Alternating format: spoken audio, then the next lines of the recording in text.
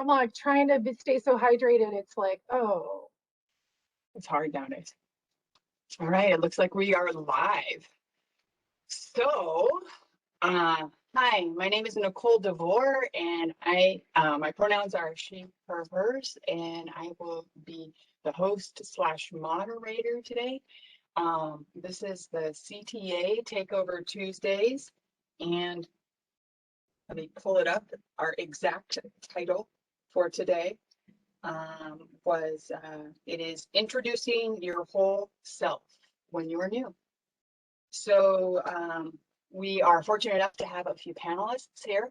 I'm going to ask them a few questions. They're going to share their experience, and we'll kind of go around, and I think we'll fill up the time pretty easily. So thank you everybody at home for joining us. One more thing before we get started, sorry. CTA and NEA, we always do land acknowledgements to start off meetings, and this being a CTA event, I want to go ahead and acknowledge that this meeting is taking place throughout the unceded territory of California, home to nearly 200 tribal nations.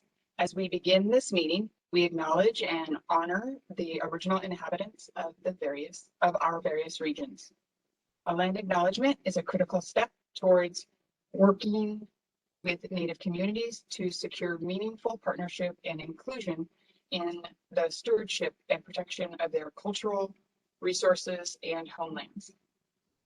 Let's take a moment to honor these ancestral grounds that we are collectively gathered upon, and support the resilience and strength that all Indigenous people have shown worldwide. I am currently speaking from my home in Sacramento, California, and I am on the traditional land of the Nisenan, the Wa'ili, and the Miwok. If any of my panelists, if you want to share what tribal land you're on, if you know, that would be awesome. If you don't know, that's fine too. Kumeyaay tribe. I'm Kumeyaay as well. I'm on Ohlone. So as you probably know at home, we're spread out around the state. So let's go ahead and get into introductions. I already introduced myself just with the basics, my name and pronouns. So who would like to start off? Please use your name, your role in education, and how you identify.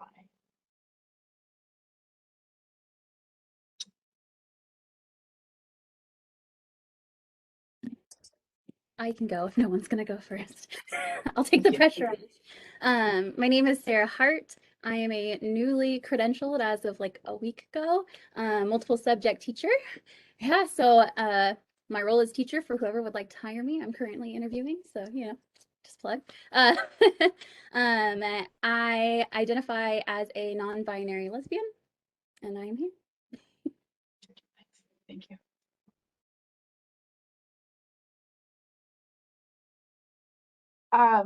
Shane Parmalee, she, her, hers, they, them, theirs. I'm a middle school teacher.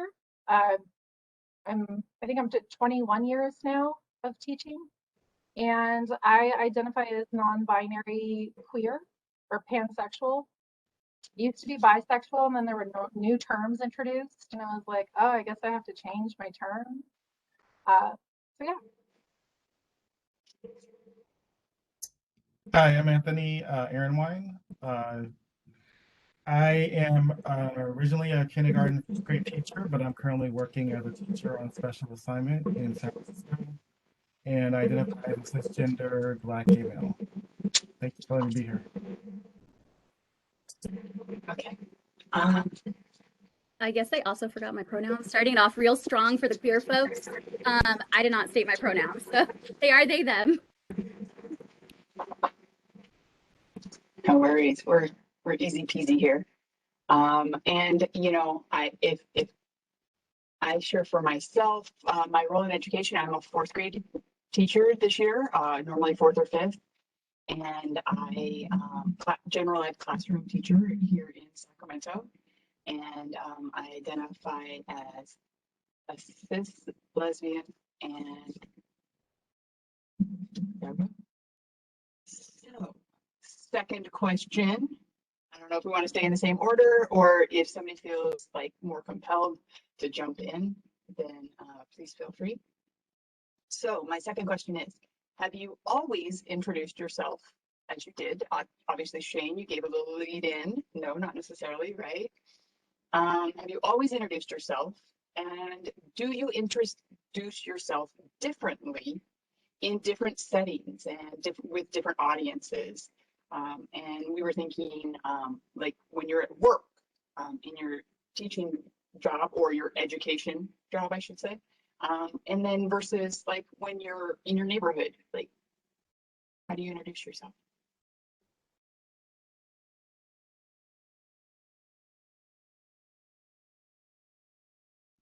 Okay.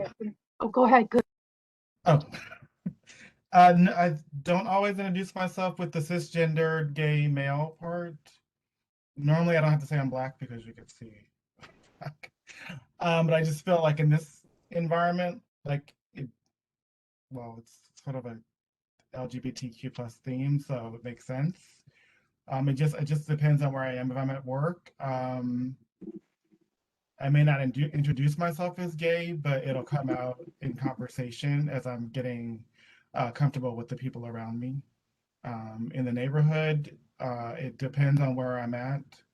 But then I also think I don't have to say it because I feel like it's just out there.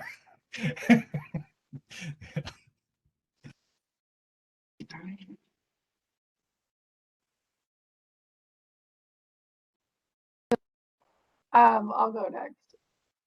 So, I mean, honestly, I usually just introduce myself as Shane, and I most times if I'm introducing myself, I won't even say my last name. I just want people to remember my first name so that we can interact. And I'm not offering a bunch of personal information about myself, period, quite frankly. So, but in a space like this uh, or a political space or things like that, then yes, I'll say my first and last name and my pronouns. Um, and I have not always introduced myself that way. And honestly, once I had figured out that I was non-binary, like there was a name for what I'd experienced my whole life, I was just relieved, and I didn't have this big inner drive to change my pronouns. I was like, it's been 40 years. I'm whatever. I'm just happy I know who I can say what I am now. But then I realized how important it was to my students for the visibility, and then also, it is a way of letting people know who you are, which, again, it's like, okay, so I'm giving you personal information about myself, which I just prefer not to in most spaces, because whatever I'm out publicly interacting in, I like to keep the focus usually on the issue, and I don't want to have distractions. Um, and that's in my personal view on it, which is why I just say my name. And but no, I'm very out at work, um, because it super matches the job, right? So I'm mixed parmally at school, and I introduce myself that way on the first day of class, and I do a I do a mini lesson on pronouns and gender identity and what is that, because I teach, I usually have sixth graders, several sections of sixth grade, and many of them have never had this concept mentioned before to them, and then there's always a kid goes, my older sister has a trans friend, or, and so then the kids start looking around and realize, oh, they just don't know. Sorry, I talked a really long time, but yeah, that's about it. Awesome. Sarah.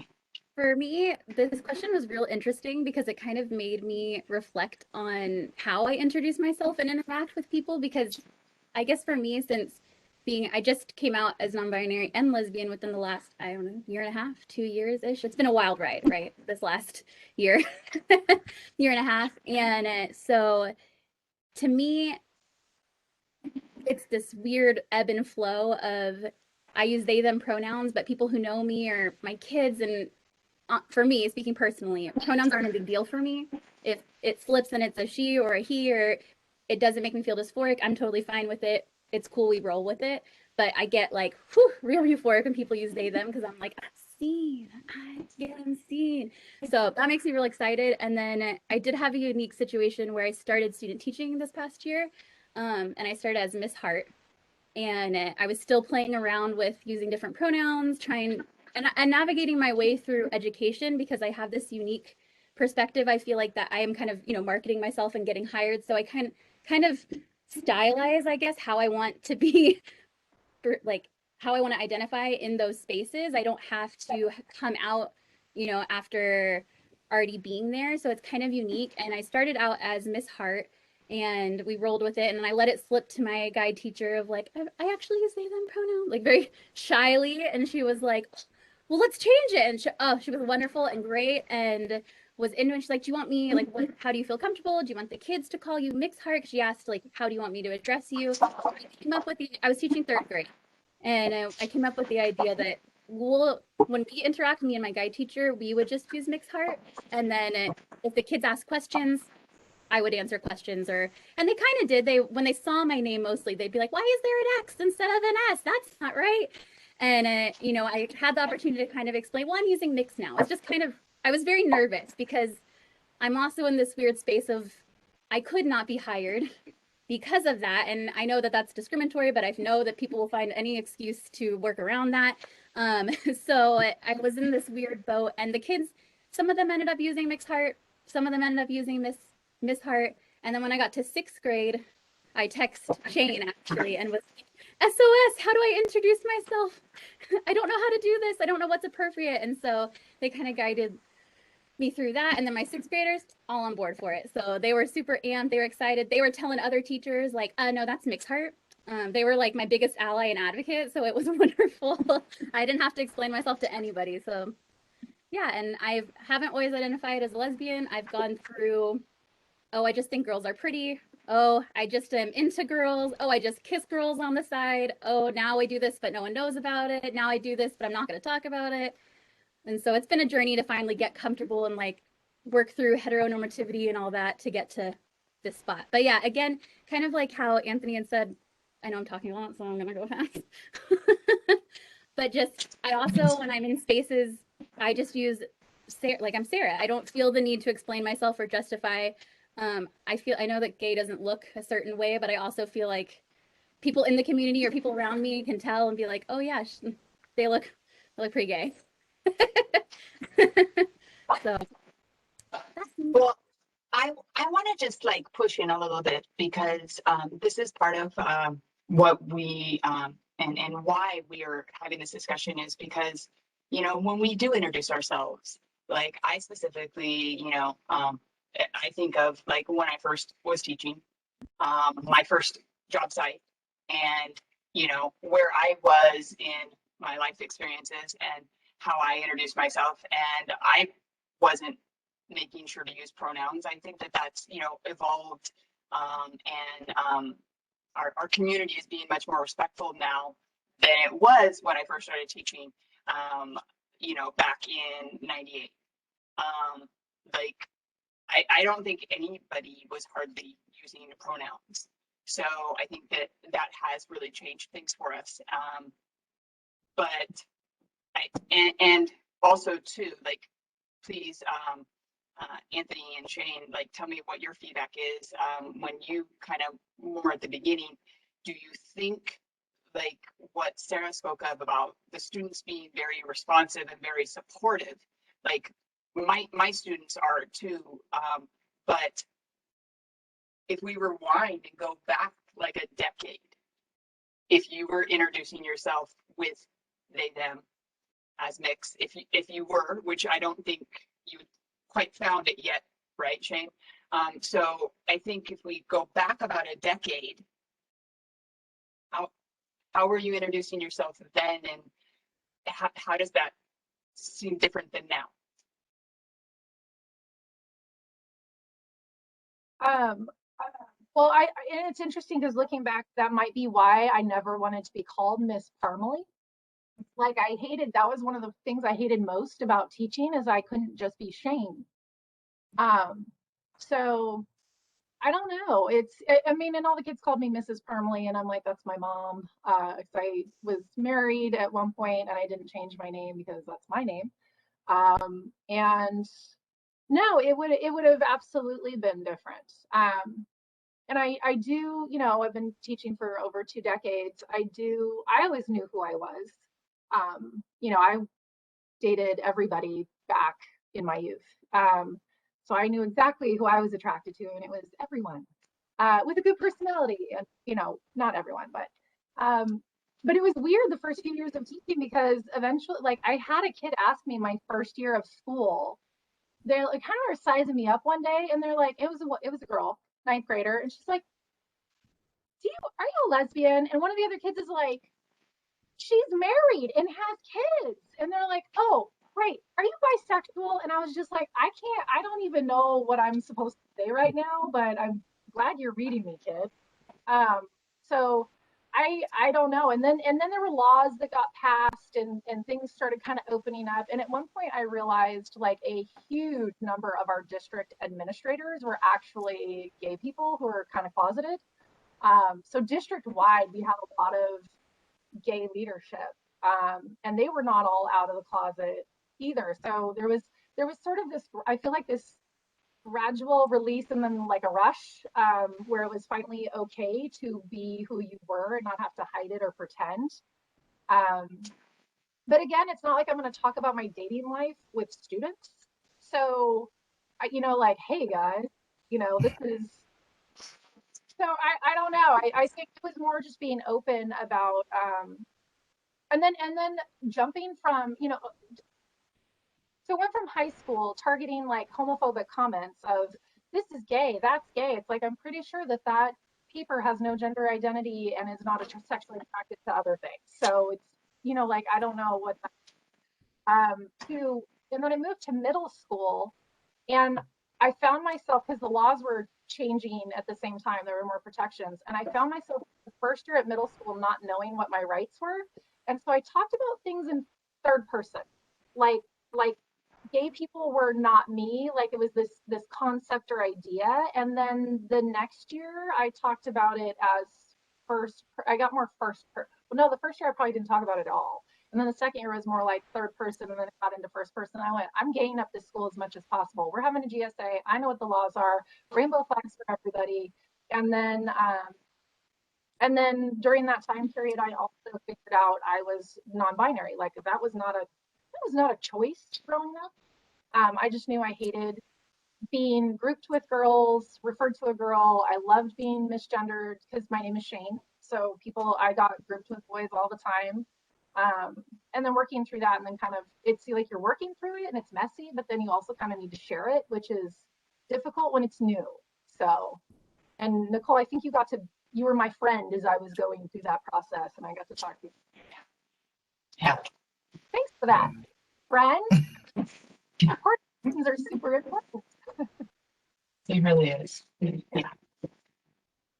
Yeah, I think definitely would not be mentioning anything about my personal life in an introduction in 2000. And I just think as a black gay male growing up, gay was not the thing to be. I feel like a lot of the guys from my generation were very much had hidden lives from their families and the community. And my first teaching job was in South Central LA, so I didn't want, I was very mindful about, try to not be so gay and like watch how you're saying things and things like that. Because, you have, I'm working with a lot of black and brown kids, and parents may have a thought about, oh, this guy looks like he's gay and he's working with my 5-year-old, because there was a lot of misconception about, child molesters and like, oh, the gay men are trying to turn our kids into whatever. And it's like, I have no interest in anybody under 21 who can't buy alcohol. I'm here to do like a job. So I think I pretty much my whole career try to keep that part of myself hidden until I got to San Francisco and seeing like, oh wow, like all these people are out and like they're, this is like a whole new thing. But even then, like it was still, I still worked in the inner city of San Francisco. So there was still, parents who were very skittish and, keeping one eye open, looking around the corner, things like that. Um, so I just think, yeah, definitely 10 years ago or even longer, I would not even be, I'm Anthony. I'm your child's teacher and that's it. Like, I'm not sharing anything with you. I don't know if I'm going to get kicked out of my job or, you know, Yeah. um, and then I started getting students who were identifying as gay or as early as fourth grade. And so I think that me being where I was kind of gave them a little comfort, you know, especially they had parents who were like, then parents start calling, asking me, how can you help me with my kid? Like, I think they're gay. And I'm like, I don't think that's my job. Like, that's weird, but, I think, definitely now I've, grown into my identity and have no problem sharing it with people. So, especially in the work setting. Yeah, it really helps when we know our rights, like you already know that, here in California, they can't discriminate against you, but they might. So yeah, you have to kind of knowingly say it, but yet you're like, "Ugh, is this gonna get me?" Yeah. I'm sorry. Okay, so let's move on to the third question, but we still have plenty of time, so we're good. We're good. Okay. The third question is going to be sometimes LGBTQ folk have to come out repeatedly and come out in front of different audiences and different spaces are more challenging than others. I think we've kind of dipped in a little bit on this. What are some of the more challenging experiences or spaces that you have come out in? How have you worked through it?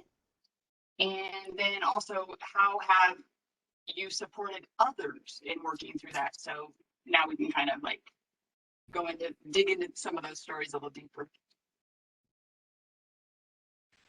I've had parents come to me and ask me about, I think you're gay, and and I've really had like, I think coming out to parents, especially in inner city schools, is really hard because of the perception of what they think gay is and what we're all about. And I've had to, really step up and say, look, I'm not here for whatever it is you think is going on. I'm here to do a job and teach your child and give them the education that you want them to have. And that is my only reason for being here. So I think that's a hard setting. And then I just think also like just I'll speak from my Black community, it was really hard coming out because of the religion background. And so for a while, I had to separate myself from my family because I was like, I'm not gonna hide and lie about who I am. Yet I'm not gonna stay around for you to tell me that who I am is not valuable or valid. And so we had to work through that together and like give them time to process and like, I'm not gonna come around if this is how you're gonna be talking to me, type of thing. So I think in both settings, I've had to like really assert like, these are my boundaries, this is what I'm about, and everything else that you think is going on, that's really none of your business. you know. Um, but this is who I am, you know. Right on for you. Yeah. I love that you're so strong that way. Yeah. I mean, it hasn't always been. Sorry.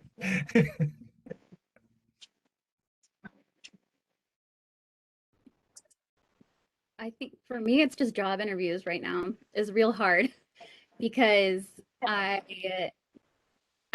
mean, personally, just speaking from a place of vulnerability, I'm going through this big struggle of like my own personal identity as an educator of where I kind of fit and where I want to fit. And I had an interesting experience in my student teaching where as this man who I don't know was in the community, was not in like my little teaching cohort that I was with, but he was a teacher and he saw my rainbow mask. I wear like this little rainbow mask all the time and was like, I just want to let you know that I see your rainbow mask and you need to be careful about, what district you want to work in and what school you want to work in, because some admin is really going to have a problem with that. And so then I was like, it like got in my head a lot. And I backtracked and kind of looked at him and I was like, it went on for a while and I listened and I said, thank you. But any school that doesn't support their LGBTQ teachers are definitely not supporting their LGBTQ students. It's not going to be a place for me. So thank you, but I didn't ask for your advice.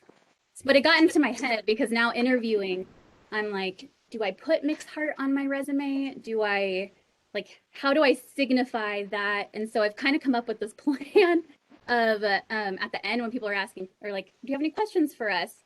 Is I say like, I'm queer. That's a big part of my identity. I am mixed heart. I use they, them. And so for me, I just need to know, how do you support your LGBTQ students?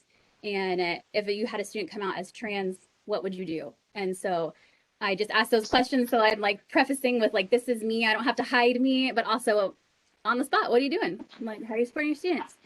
So it's been real interesting for me. And then the other one has just not in a negative way been my family, but I've always been like the quirky relative where it's like, oh, they're dressing in, boy clothes again. Or oh, they want to use a different name. Like I know when I was younger, I used a lot of different names, and it was always just like, that's just Sarah. They're just quirky. And so I recently went to New York with my partner, and none of my family got to meet because schedules like were different. But I never really came out. It's always just been like unapologetically me.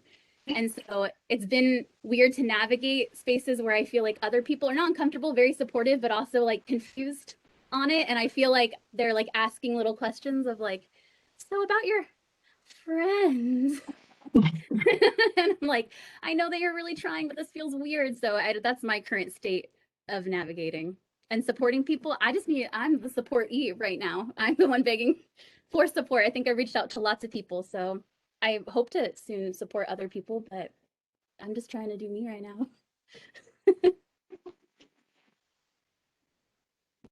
Um, it's weird. I was thinking the different spaces that I've had to come out in, and I was kind of like, education, my friends has never been an issue. Like when I came out, basically all my friends were like, yeah, we know you like girls. And I'm like, oh, okay. Um, and but it was weird as a mom. And I know I talked with Nicole about this at one point, like bi erasure, like if you're a queer person and you get married, then everyone goes, oh, they're straight. And it's like the reset button gets hit and whatever you did before wasn't real anyway. And it's like, no, that's still very much me and who I'm attracted to. Um, but whether I was married or a single mom, divorced single mom groups were always just like, I had zero interest in being in them or hanging out with a bunch of other women or straight women, really straight cis women. And I in retrospect, I can name what it was about that. But because I was non-binary and I hated, when anybody would be like, oh, it's just us girls or it's just us ladies or, you know, um, being gender, misgendered is what it was, and I didn't know there was a name for it. But there's this weird thing that straight women do where they pretend to be like gay for each other to like get attention. Yeah, like straight women in clubs like dancing with each other or something. And this happened more than once where I went out with a group of women who, I knew like one person in the group and kind of met the group that way. And they would be dancing with me and I'm like, great, I'm dancing, like I'll dance with whoever. And then at some point somebody would be like, oh, she actually does like women. And I actually twice saw this look of kind of like shock and horror on the person's, and I'm like, you are the one who was all over me, so I don't even know what's going on right now. But so now that I actually like women, you don't like there's a problem. It's just so weird. So I've I think other people have probably experienced that. I can't be the only person. Um, but I had this odd moment within the Democratic Party locally because the Democratic Party in California has creates strives for gender parity, and they do that by having seats reserved for self-identifying female and and other than self-identifying. And traditionally, they just call it the women's and men's spot, but they aren't. It's self-identified female other than self-identified female. And I ran for something locally within the central committee. I ran for e-board for the state party, and there were a number of seats for the different gender identities. And I had to basically come out in front of the central committee of San Diego County and explain what my gender identity was, and then try to explain what gender identity is anyway. And then there were just still a bunch of really older, confused people in the room who didn't understand why I was getting grouped on the men's slate. So that was Adventures in Gender. That was an interesting one. But again, I'm not. I'm I think, and maybe that's part of the dysphoria. It's like I've never just felt super attached to my body. It's this thing that carries me around and I use to interact with other people. So clothes and things like that, I've always dressed for comfort. As soon as I could buy my own clothes, I did Miller's Outpost. I was over in the boys section. And the clerks working at Miller's Outpost are always like, "Oh, the ladies is over here." I'm like, "Yeah, I know. I'm shopping over here. Thanks." But it's interesting. Like when I'm allowed to dress myself, the majority of my clothes, are male. I purchase in the men's section, and so people who have gotten to know me through spaces where I'm wearing my own clothes, they like actually sometimes are surprised when they find out I also like men. So it's been an interesting. I don't know. Did I answer the question? And No, I think we're having a good conversation, and it's leading to a lot of like topical, and where we kind of wanted to go. I did get a couple questions sent to me, and so go ahead. I know you guys haven't gotten this one already, so if you feel comfortable, okay. But what do you remember, and how do you remember about your coming out in CTA? Do you remember it as a very big deal? I know for me, like, I remember I was at a LA Pride, Long Beach Pride, and I saw David Sanchez, our past president of CTA, and he was riding in one of I think he was one of the marshals for the parade. And I was like, "Oh, David Sanchez. Oh yeah, you're the president of my union." And then like I just kind of was like, "Oh wait, I just came out," like, because he had no way to know that I was like actually a teacher, and I wasn't very involved with all of our union stuff. And so it like ran through my head so many times, and I think I got a little bit more involved with our stuff the following year or so, and but yeah, coming out is kind of like I felt like there was like this like line where it was like, and I crossed it, and it was like, okay, well, I'm out. I'm in that tank. What do you guys think? What do you all think? Excuse me. Well, I think I came in gay, so it was like coming out. But I think that seeing Eric Hines as the president was like, oh wow, there's like a gay president. Like, he got enough votes to be up on the stage. I think that was like an eye-opening experience. Like, oh, are they seeing beyond him just being gay? But there's maybe, they're seeing what he has to offer as a leader. And then immediately just finding like my gay clan in CTA state council was like kind of immediate. So yeah, I So don't think seeing it in leadership really helped, right? yeah, so I think like that helped me relax into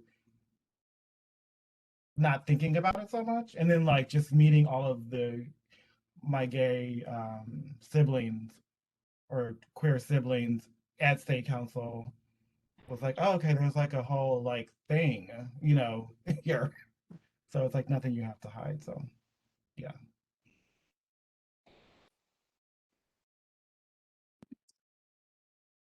I've been student CTA, so next year will be my first year being at CTA. But I guess in student CTA and CTA spaces, I just rode that queer, not like just queer. That's how I identified. So it was kind of my security blanket of not having to explain myself to anybody. And I just rode that kind of through all the spaces and found my little community and found certain CTA members who I was like, oh, they're safe. They're safe that I can go to. Like they're safe that I can kind of ask questions or don't have to worry about. So once I found that, I think I remember the first time I went to the LGBTQ caucus, and it was Mel, and Mel's placard said Mel, and I was like, wow, you can do, like, to me it was just opening up all these ideas of you can do that, like that's a thing. I was so excited. I felt like just a little piece of home, and so I felt it felt very like inclusive for me because I was like, wow, look at all these wonderful gay educators and queer educators that I never had as a kid. So I think that's one thing that like had it going is for me, since I am an older returning teacher, but I never had any queer representation or gender nonconforming representation as a kid. So like to me, it was like if you were gay, you were either Ellen DeGeneres or you were like very mask and rode a bike, like a motorcycle. Like those were the two options for me, and I didn't fit into those options. So I was like, I guess I'm not. And I just went on. So like now when I teach, like that's the reason is to be that representation for someone to be like, wow, you can do that? Like that's a thing. So Thank you. Yeah. Do you want to share anything else, Jane? So I think when I got involved at CTA, I just always have been like, I am who I am. And if we're talking about that topic, like I'll share who I'm interested in. Um, but I did come out as non-binary at CTA. And I spent a year, like and it was probably 5, 6 years ago at this point, I think. I spent a year because trying to figure out if that's what I was, because I had just had all these assumptions in my head. Like I've never felt like a woman ever in my life. And I always thought that was because I was like rejecting society's, definition of what female is or what a woman is supposed to be. And I was talking with one of my friends who's a lesbian. And I said something one time about not feeling like women, like we don't feel like women or something. She's like, what are you talking about? I always felt like a woman. And then I was like, oh, wait a second. And so we like talked a little bit more.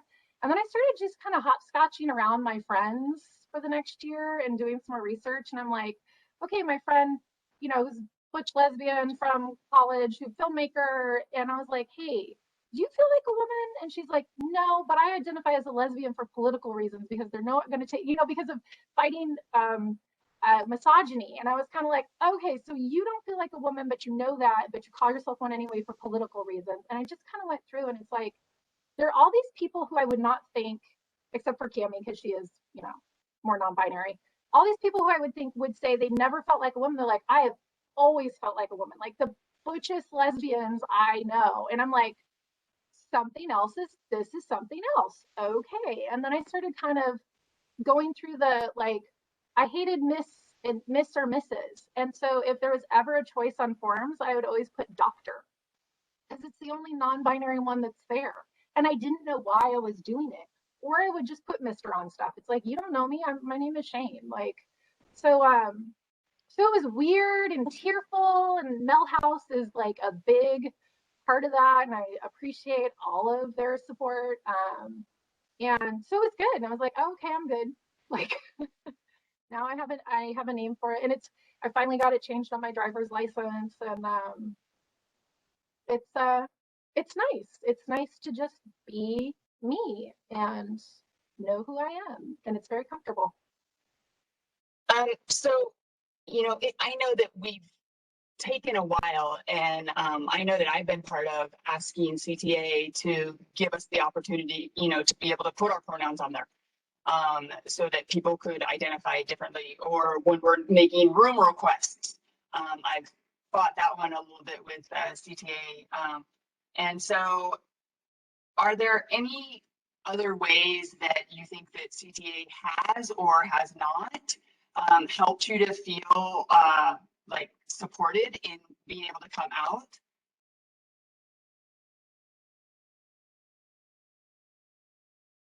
Or even like your teaching setting that you've been in?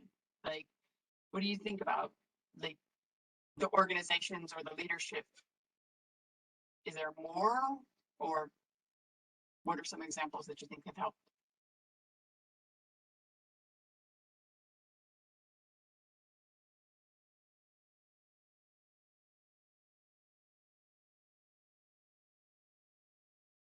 I've always felt supported, so honestly, CTA has always felt very homey and welcoming, and I work at a school with amazing leadership, so it hasn't been an issue for me.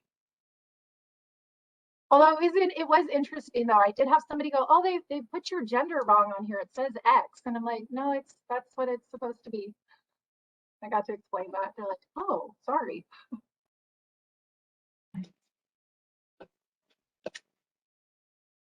Yeah, I think building on what Shane said, I have felt supported. Um, I guess one thing I can think of is like if you know that a person is part of the LGBT community and are of color, that you reach out to them and invite them to be part of, some of the committees and things that are going on, um, just to show that there are LGBTQ people of color in the organization that want to step up and do work. And I think that's probably my only struggle with the CTA is the visibility of like, hey, I'm here and I want to do stuff. Like, I see a lot of the committees or things are being led by people that don't look like me or don't identify like me. And I want to make sure that my voice is there to represent the people that I, represent. So I think that would be the only thing I would say. But otherwise, I feel like there's been no issue of being gay for me in the organization as a whole. Cool. Good. I've also felt very supported in both student CTA and CTA. Like I mentioned, it felt more like a safe space and learning space for me than anything, where it was when I went to state council, like, great, it's time for me to be me. Like I didn't have to put on any like cloak of I'm in this space, I'm in this space. And my local, the student teacher, or I was in Chula Vista, and the local president was lovely. My first guide teacher was the site rep, is that right? I think, yes, site rep. And so she was lovely, and I've always felt real supported. Next. Okay. Another I was gonna say is okay, here's another question. How do you view your role as an example for LGBT students? I think we've kind of touched on it a little bit, but do you find that there's like I find that sometimes once my class knows, then I find that some of my students will kind of like, oh, and want to linger and talk and share more about certain things, their certain likes, and they don't necessarily name it for themselves. But I'm also fourth grade, so it's kind of an earlier thing. Not everybody is ready to declare. But what do you think about like your students that do know and you being an example? I think we've kind of touched a little bit on it, but do do how do you see yourself? Like, how do you view your role for LGBTQ students? I don't work with students directly that much anymore since I'm in this TSA role. But however, my district is really doing a lot of work around equity and, making sure that they are leveling the playing field for marginalized students. And so I always make it a point to include uh, making sure that we're aware of genders, the identities that have been excluded or been marginalized, making sure that I say, when I say marginalized students, I also say LGBTQ plus students, so that it's on people's minds and it's not just students of color, but it's other groups as well who traditionally get pushed to the side and ignored or, don't get a lot of support. And so that's one way that I feel like I'm stepping up for students, and not just students, but also for my colleagues who feel like they can't come out. And then I think in the classroom, I didn't necessarily talk about gay LGBTQ plus issues, but I challenged things like colors, like why can't he wear pink if he wants to? Why can't she play with the trucks if she wants to? That type of thing with my little ones, so they can get out of that gender thing. Like it's a toy, and if they want to play with it, they can play with it. It's for everybody. It wasn't just bought for one group of people. It's for everybody. So I think that's one way, and then just slowly introducing characters and stories that are not so traditional to the students, and really having, you know, as much as they can handle with at their age, the discussion around those things, I think. Thank you.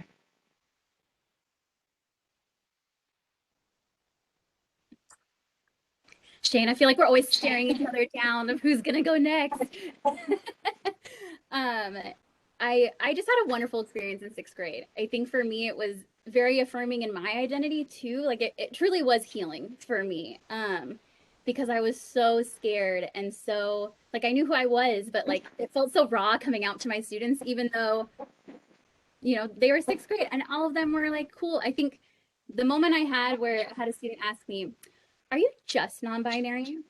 And it felt very pointed because I was like, I think she's asking me if I'm a lesbian, but I'm not sure. And I don't know how to navigate this conversation. It was also in front of another like mentor teacher. And I was just like, panic. And so I was like, yeah, just because I didn't know what to say. But come to find out the next day, one of my last projects was I had them write a letter to me about what they wanted their teachers to know and like problems teachers they had in school and solutions that they thought were a good idea to or teachers could do.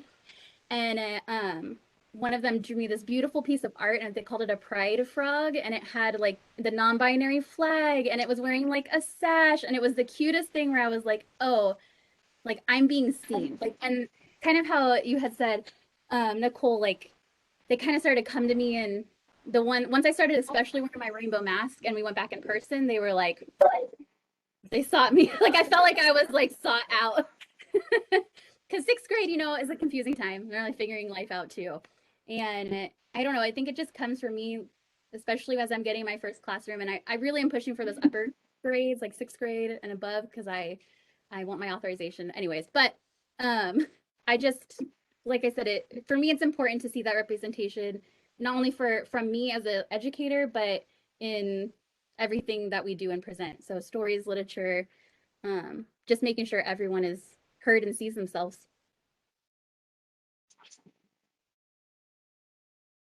And Nicole, could you just repeat the question so I don't wander off topic like I do that? Okay, you kind of hit on it a little bit, but the question is how you view your role as an example for your LGBTQ students. So that is like the best thing ever, right? When the kids walk in on the first day and they've never been in your classroom and they see the pride flags and they're just like, I like your flag. Like that's the best thing ever. And it's like right on. And the first time I put a pride flag up, then I got the trans pride flag, and then kids we started the GSA, and the kids were like, well, what about the bisexual pride flag? And what about this flag? So I ended up ordering all of the flags and just had like a whole wall decorated. And then anytime there was anything on campus happening, I'm like, want to take the flags with us? And they're like, yes. So like the turkey trot, it was like a mini pride parade. Um, and then I got the Black Lives Matter flag and the Filipino nation flag and like all these different identity, because we celebrate our identities and talk about intersectionality in class a lot. So I think it's been great because there are these kids who are just do not have supportive families. They have not had a supportive adult ever.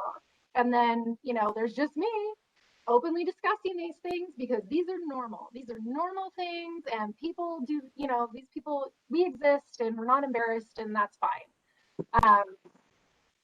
You're giving back exactly what you spoke about earlier, right? You had those conversations with your friends, and Right. now you're the person who gets to be that person for your kids. That's awesome. That's awesome. All right. There was one more to put here. Let's see. Because I mean, technically, we did say that if you wanted from the audience, if you wanted to put into chat like a question to us, that would be we can try to field that. And if we have experience, we may or may not. I don't know what the questions might come. But there was another question given to me that says, do you have any suggestions for fellow educators on how to ask students if they're unsure about their gender?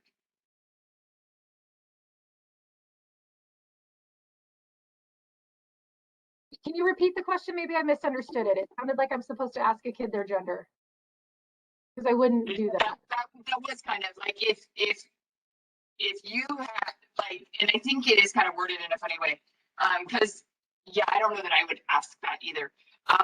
But if you're working with your students and like, what would be suggestions for our, other teachers on, around gender issues and around, like, if they think that a student is non-binary or they're not sure of what their gender is, how would you suggest that an educator is supportive or might help students to know that they are supportive of them without being like, so what's your gender, what's your deal? Because nobody wants to do that. But what would you, anybody have any suggestions?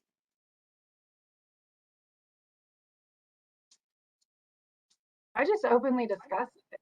Like if I were a cis, if I was a cis het person, I would just openly talk about it like it's no big deal, because it is no big deal, and that you have friends and this is what you see and this is, oh, like these are things, and I would just work it honestly into casual conversation when we're talking about people.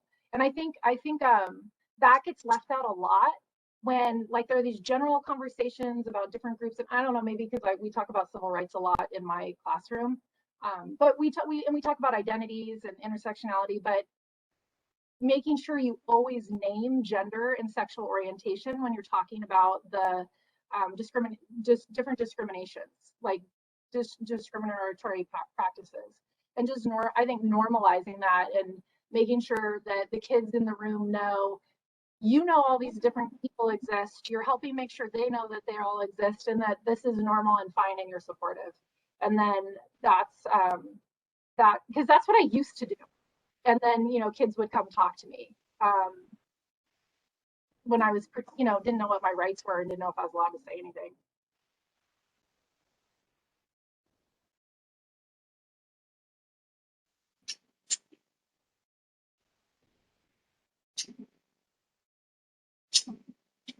If you want to answer that one, Sarah, did you have something you wanted to suggest, or are you just repositioning yourself because been sitting for a while? I fidget a lot. Okay. No, No worries, no worries. pretty much exactly what Shane. I don't have much experience with that either. I've just only had a student who's told me to use a different name for them, and it was nothing like their original name. It was very like non-gendered, and so I just made sure to ask, like, where can I use this name for you? And so they told me and we moved on. But the kids, I mean, that was interesting because the kids didn't understand. And so I was like, panic. Also still learning. So I love hearing it. Okay. So I don't know if you can see the Gonna add- chat. Oh, go I was ahead. going to add really quickly, like everything that Shane said, I think is great.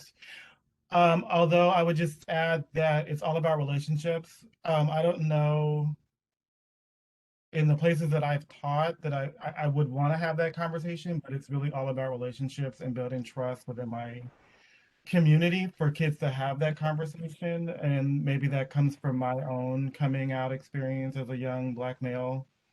But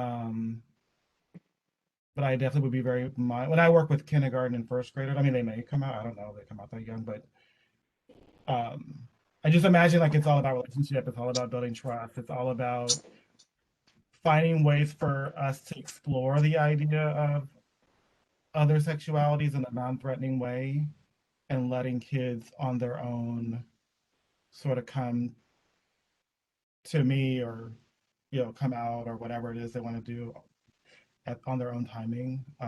But definitely, I think what Shane said, you do have to talk about it at least, but I would have to figure out a way to do it that would be non-threatening for some kids in the classroom. And I'm only saying that because of where I work. Yeah. That would to send a kid into a situation where they're now like, having to defend, fight for their lives, So yeah, is what I would say. Building those things in.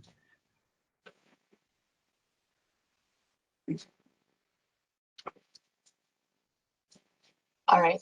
Can I add one more thing? I did have a kid this year ask me to call them by a different name. Once we had gotten to in-person learning, they're like, could you call me by this name? And I said, sure.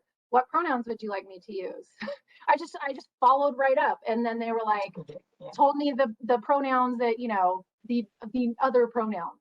So but that's because, at this point, there was a relationship. It was finally in person, and I knew where they were going. It was Yeah. I know. I always feel a little uncomfortable because for a long time, I got in the habit of calling them like Miss and Mr. because they would like perk up, especially, like primary.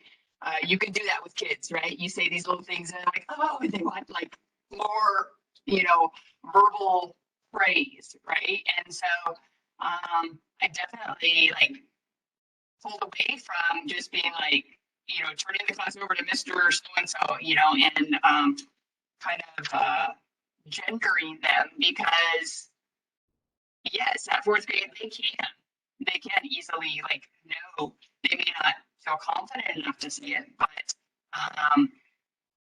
they can very much have those feelings and start leaning that way. And yes, in a comfortable setting, feel like, okay, I can share this with this adult and it's going to be safe. So interesting how we change over time. In the chat, we have another question.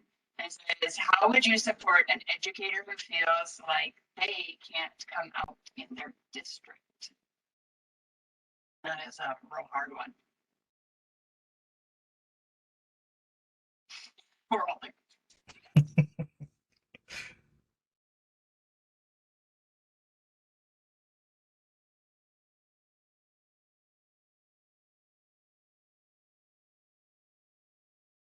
okay. I'm trying not to be the first one. I'm like, does anybody else want to go? No. Okay. I mean, honestly, I'll be real. Like, I think this is a self-care issue. Like, you need to take care of yourself first. Your oxygen mask needs to be on first. So if you don't feel safe coming out and you don't want to come out, like, you get to make your decision. And maybe you're just an ally, because I think everybody can be an ally. And you can be visible that way, and there's still create a supportive environment or a safe space with ally signaling. And I don't think anybody should feel guilty for not coming out. Guilt and shame are like wasted emotions in my book. Like, just do the best with what you have, and it's better than nothing. It's better than you not being there. Yeah. So I think that's sorry, if you're like, yes, I'm down for the lawsuit, the big battle, and they're gonna make a movie about it, by all means, I will show up and protest for you. But like I feel like the CTA family would swarm, but I just at the same, there are real consequences to being visible and made a target, and you have to. It's stressful. So, take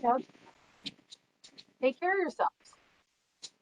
Yeah, I think adding on to what Shane said, and thanks for saying that, Shane, and also giving them the connections or resources to other professional groups that support LGBTQ plus people, that they could connect with and maybe have that support maybe outside of work, and maybe I don't know what their life is like socially outside of work, but here are some resources. There's other educators who are in our community that you can connect with and support it that way. Because I would be worried about their mental health. If it was a mental health thing, I'd want them to at least have some support. But like I think Shane said, like, if you don't want to come out or you can't, then you don't have to.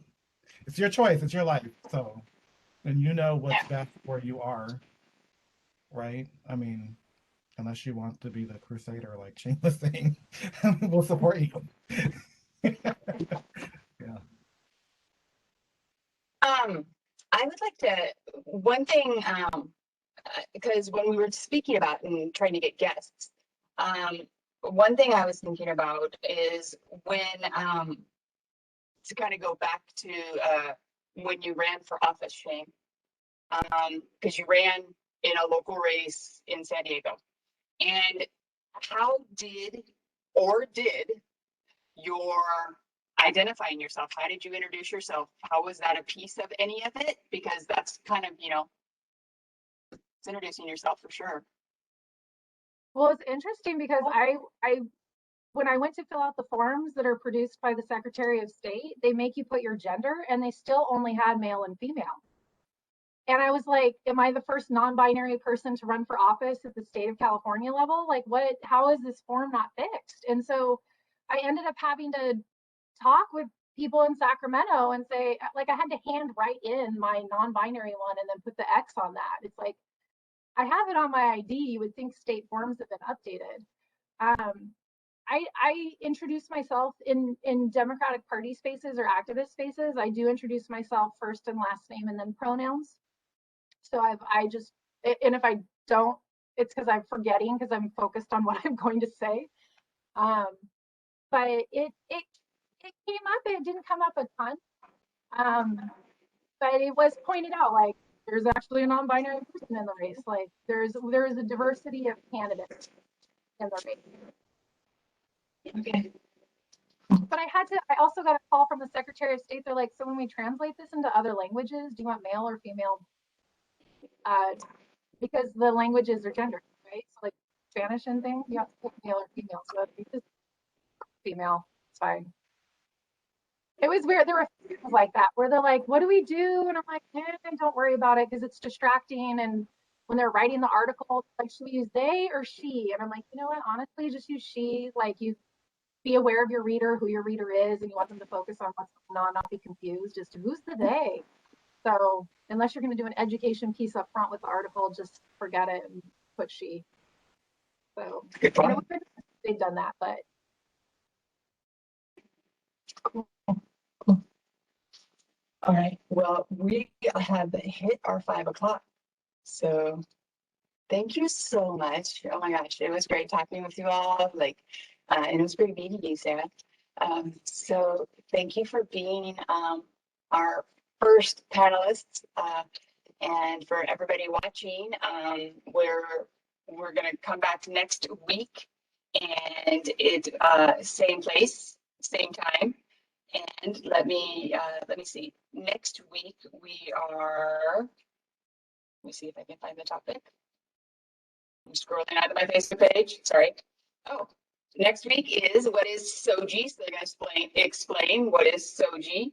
And then the 29th, we're going to talk about different LGBTQ perspectives. And our panelists are varied in terms of age and where they live and ethnic, religious. So we tried to hit a couple different sort of identities to kind of have a mixed conversation. So hopefully people will be excited and join us there. So thanks everybody.